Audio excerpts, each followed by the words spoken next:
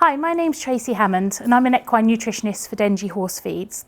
I look after the feed line team who are responsible for giving feeding advice to horse owners on a daily basis.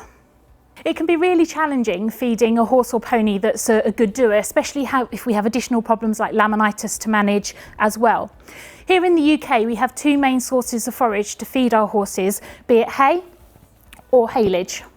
And both of these can still be really far too many calories for most of our leisure horses that perhaps aren't working very hard. And so often we need to look for an alternative to help keep their weight in check.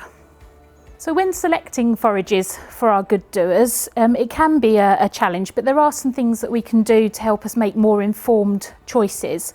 Sometimes we can have a think about when the forage was cut because that will affect its digestibility. So for example, haylage tends to be cut earlier when the plant is less mature and then it may therefore be more digestible and the good doer is likely to do far better on it. Hay tends to be later cut, and if you have a really late cut hay, what you may feel in your hand is that it's quite coarse and stalky, which would tend to suggest that it is more fibrous, less digestible, and perhaps a little bit lower in calories. However, the only way to really know the nutritional value of your forage is to get it analysed. For some good doers, it's not only the amount of calories that we're concerned about in the forage, but the amount of non-structural carbohydrate, or NSC, which includes our sugars and starches, that we're also concerned about, especially for those that are more at risk of laminitis due to underlying insulin dysregulation. There's no way, just by looking at forage, to know how much sugar and starch it provides. That needs to be done by analysis.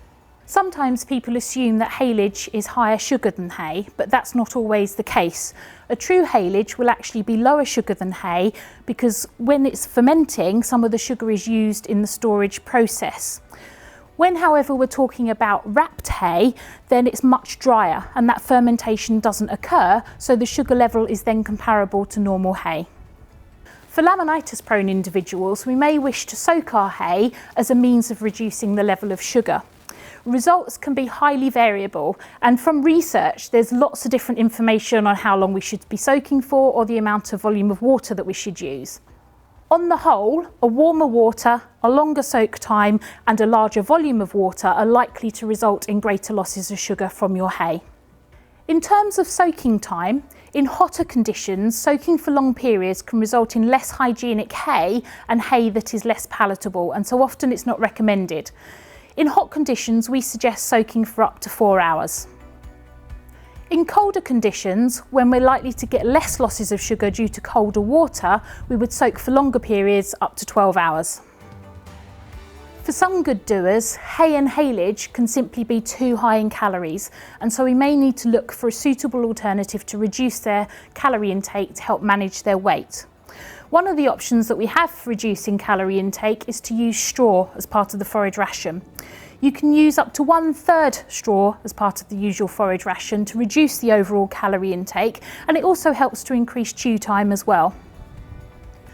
If you're using straw to replace traditional hay, then you can expect around a 16% reduction in calorie intake.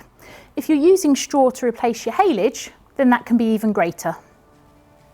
If the forage on your yard is simply too calorific for your good doer, another option is to use a really low calorie hay replacer such as Dengie Hi-Fi Light. Hi-Fi Light is typically lower calorie than average hay and provides a similar level of sugar. Hi-Fi Light can be used as a partial or total hay replacer. Simply replace your hay on a weight for weight basis with the same weight of Hi-Fi Light.